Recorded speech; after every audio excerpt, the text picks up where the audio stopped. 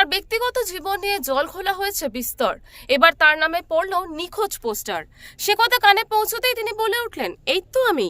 উত্তরপাড়ার বিধায়ক কাঞ্চন মল্লিক নিখোঁজ, এই মর্মে পোস্টার পড়েছে হিন্দমোটর অঞ্চলে। কাঞ্চন বিধায়ক হওয়ার পর তাকে তার বিধানসভা এলাকায় খুব একটা দেখা যায় না বলেই অভিযোগ। শনিবার উত্তরপাড়ায় এসে শ্রীরামপুরের তৃণমূল প্রার্থী কল্যাণ বন্দ্যোপাধ্যায়ের সমর্থনে প্রচার করেন কাঞ্চন।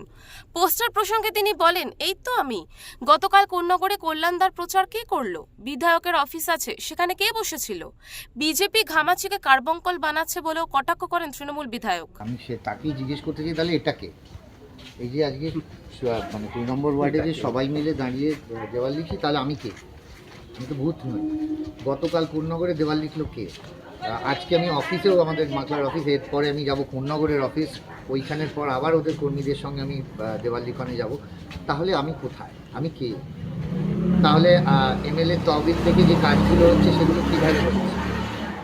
এত উত্তর আমি কাকে দেবো বলুন? এবং যারা করছেন, আমার যারা দেখতে পাচ্ছেন, তারা যদি ইচ্ছাকৃতভাবে না দেখতে চান, তাহলে তো আমার কিছু করার নেই দাদা। বিজেপি এখন ঘামাচিকে যদি কার্বঙ্কল বানায়, আমি কি করতে পারি বলুন? আমার তো কিছু করার নেই সেইখানে। বিজেপির রাজ্য কমিটির সদস্য প্রণয় রায় পাল্টা কটাক্ষের সুরে বলেন, কাঞ্চন মল্লিকের এখন হানিমুন পিরিয়ড চলছে, এখন ওকে পাওয়া যাবে না, এটাই তো স্বাভাবিক।